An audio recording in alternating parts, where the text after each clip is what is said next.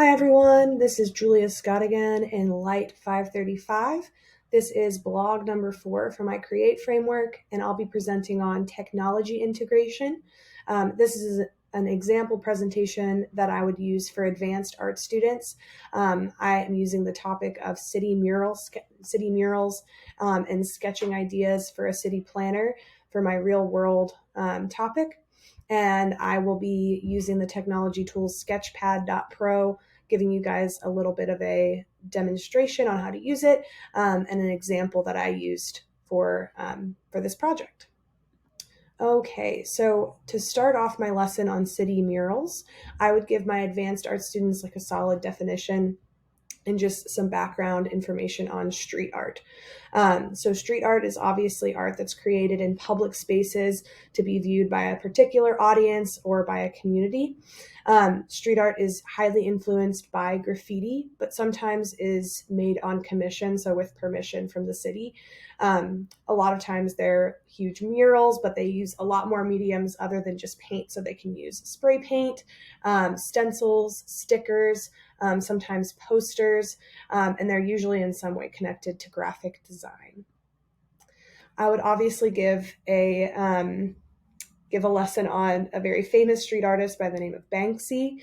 Banksy became popular in like the early 2000s in England, so he's working in all around the UK.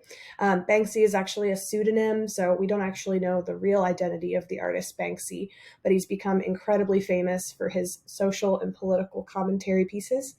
A lot of his imagery includes animals, but also young children, the elderly, a lot of political figures, and they have a lot of commentary, including anti-war propaganda, anti-capitalism, but a lot of the artwork that he does create is black and white. He uses a stencil, and he usually uses one other color, like the girl with the balloon to the right that has that pop of red as a point of emphasis. All right, so other than Banksy, I would give another example or a series of examples of street artists and just different styles that my advanced artists could latch on to. So you can see a few examples of some murals here, and just ways that they incorporate text or ways that they're incorporating the figure in cool and innovative ways. So just giving other ideas other than the most popular ones. Okay, so then we would start a discussion in class about the calls to action for street art, the purposes of street art, how it can benefit a community in different ways, and then also how it can benefit the economy, social classes, things like that.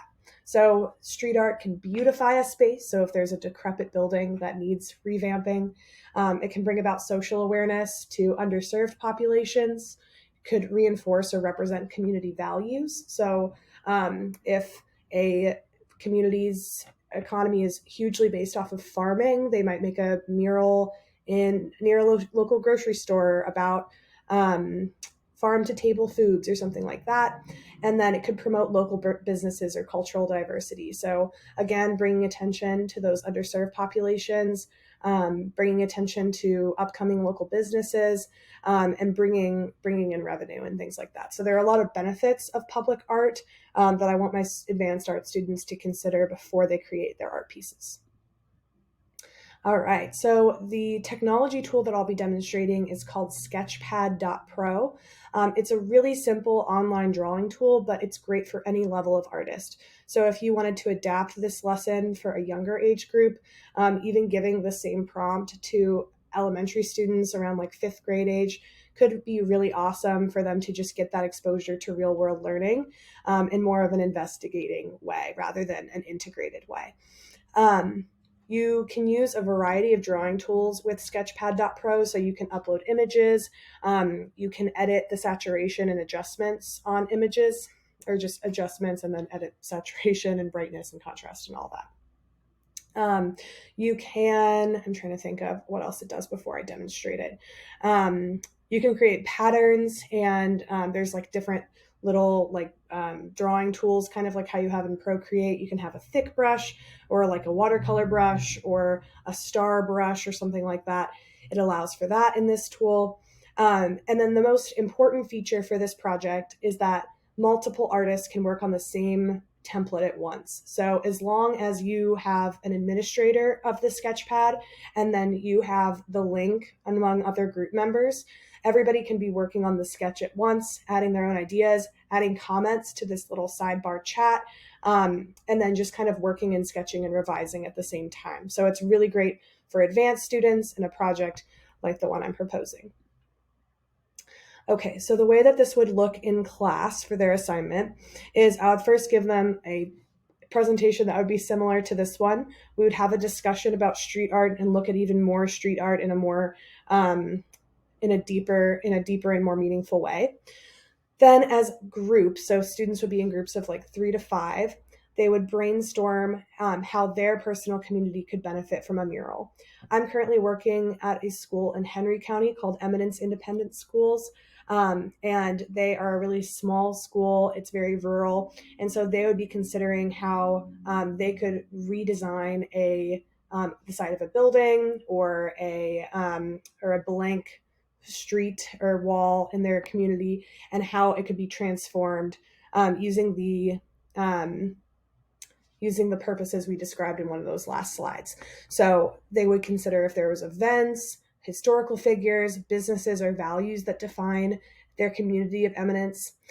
They would consider if there was like a social issue, an environmental issue that they wanted to address and bring awareness to in a mural, or if they just wanted to highlight a business or a figure or something like that in a mural.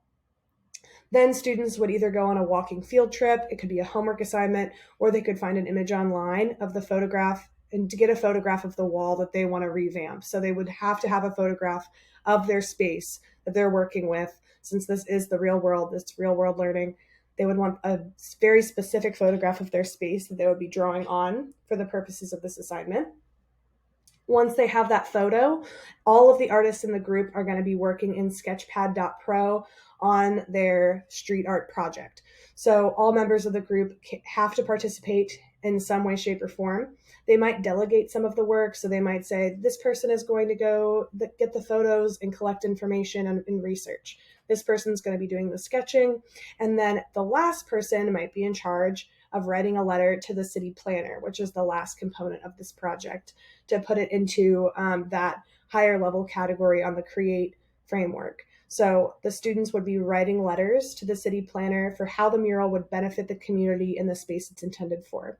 I also put in my notes on my blog how students could or the teacher or me could bring in a city planner to talk to my students, to talk about needs for public art, if there were specific spaces they were looking to redesign or specific spaces they would want to put a mural or something like that. So there's a couple ways that this lesson could be revised. All right, so let's go ahead and go to sketchpad.pro. When you open sketchpad.pro, it's going to look like this screen. And it gives you a couple options of how to get started. It allows you to draw on maps. You could draw on a PDF. So let's say that you're revising a paper. If you're not even using this for an art-related project, you could revise papers with this app, use different colors and brushes like I mentioned before. But for this assignment, we're going to draw on a photo. So I'm going to pick my my faux photo of my street that I'll be redesigning. It's going to upload that photo. And then it will take you to the drawing pad. Okay, so it gives you kind of an idea of what things are going to look like on the side here. My drawing pad is a little bit bigger than my actual photo, which is fine. And then all of my drawing tools are at the top. So just like you would have in Procreate or any other kind of drawing tool, you're going to have your pencil that you can use to draw, and you can also change the size of your pencil, the line weight. Ooh. Command Z to delete. You can also change the color over here, the transparency, and the opacity over here. And that goes for all of your drawing tools. So all of these are going to be drawing tools. There's a highlighting tool, so you can use again if you're editing a paper or something like that. You can draw, this is a nice feature, you can draw shapes and it will automatically perfect your shape into linear lines. I don't know if it'll work for a figure 8. Okay, it makes like a little oval ellipse. Okay, I also really like this mandala tool. You can click and drag and make mandala designs, which is a really nice feature. Okay, free up some space here. This is another like kind of calligraphic drawing line. These are just different shapes you can use. They have different texts that are loaded into the Sketchpad.pro base, so you can use like a Times New Roman.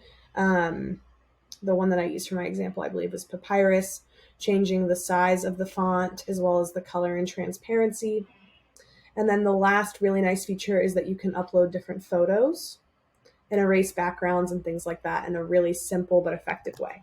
So I will show you the example mural that I made for this project. I uploaded a photo first and foremost using the picture upload tool. Then I erased the background using the eraser tool. So I can show you really quick. You can erase just what you've drawn on there and change the size of the eraser for more precision. You can, this is also an eyedropper tool. So I used this eyedropper tool to get the color of my little Renaissance girl's, her little face paint to make this blue around her. So I added some free drawing using that calligraphic pen tool. I added a magic wand and then created a mandala using the mandala tool. I used that text to integrate it in kind of an artful way. And this is just like a mock-up for what I would use for my actual design. Advanced art students could do all of this together, working together in their small groups. Over here, let's see if I can move this. You can add different users to your drawing pad. One student would be the administrator, and all of them could communicate if it was virtually or in class. If they, weren't in the art room together at the same time, they could communicate like change the color of the font, or change and send it, and then change the size of the figure or something like that. It's a really simple way to get started on sketching collaboratively, since all hands cannot always be on deck when it isn't virtual. And you could also, again, use this for other things or other projects that are not art related. So if you're working on papers and editing, if you're working on a group critique, for example, and you want to add comments to the side, it's a really useful and simple, user-friendly drawing tool. I hope this was helpful and you got something out of my presentation and may use Sketchpad.pro in the future.